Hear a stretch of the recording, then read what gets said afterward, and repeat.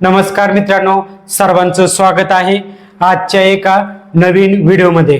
मित्रांनो, आजच्या व्हिडिओमध्ये ट्रॅक्टरच्या ट्रॉलीमध्ये किती ब्रासचं मटेरियल आहे, माप कसे काढायचं, ट्रॅक्टरची ट्रॉली असेल किंवा डंपरची ट्रॉली असेल त्या ट्रॉलीमध्ये किती ब्रासचं मटेरियल आलेलं आहे, माप कसं काढायचं या व्हिडिओमध्ये माहिती मिळणार आहे। मित्रांनो, कन्स्ट्रक्शनचं काम करताना आपण काय करतो, ट्रॅक्टरच्या ट्रॉलीच्या माध्यमातून मटेरियल मागवतो किंवा डंपरची जी ट्रॉली असते त्या माध्यमातून मटेरियल मागवतो। समजा तुम्ही वाळू 4 ब्रास मागवलेले आणि प्रत्यक्षात ती 3.5 ब्रासचे आणि तुम्हाला माप कसं काढायचं माहिती नसेल तर तुमची फसवणूक होऊ शकते। समजा 3.5 ब्रासची मटेरियल आहे, 3.5 ब्रासची गाडी आलेली आहे आणि तुम्ही त्या गाडीचं 4 ब्रासचं मटेरियल 4 ब्रासचे पैसे दिले तर तुमचं नुकसान होणारच आहे ना।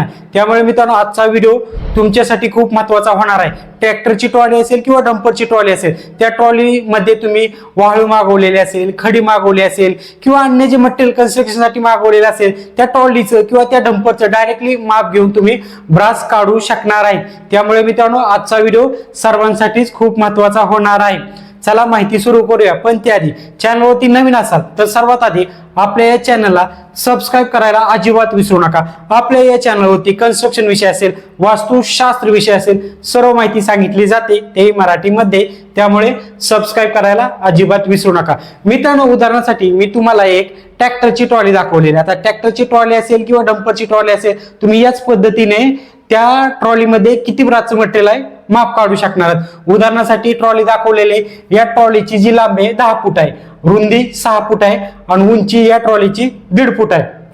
आता लांबी 10 फुटाच्या ठिकाणी 12 फूट असेल, 15 फूट असेल, किती जरी माप असेल लांबी, किंवा रुंदी 6 फुटाच्या ठिकाणी 7 फूट असेल, 8 फूट असेल, उंची आपण 1.5 फूट धरलेली या ठिकाणी 2 फूट असेल, 2.5 फूट असेल, तरी सुद्धा तुम्ही ट्रॉलीचं ब्रासमध्ये माप काढू शकणार आहेत। मी उदाहरणासाठी एक ट्रॉली दाखवलेली आहे, या ट्रॉलीचं अशा प्रकारे माप धरलेलं आहे आपल्याला लक्षात येण्यासाठी। आता आपल्याला एक सूत्र वापरावं लागणार आहे। सूत्र तुम्हाला लक्षात ठेवायचे मित्रांनो। सूत्र काय, सिंपल सूत्र आहे। सूत्र काय, लांबी गुणिले रुंदी गुणिले उंची, हे सूत्र आहे मित्रांनो, सिंपल सूत्र आहे। सुरुवातीला जे ट्रॉली असेल, ट्रॅक्टरची ट्रॉली असेल किंवा डंपरची ट्रॉली असेल, जो आतलं माप आहे आतील बाजूचं, याचं आपल्याला टोटली घनफूट काढावे लागणार आहे। घनफूट कसं काढायचं, सिंपल सूत्र आहे।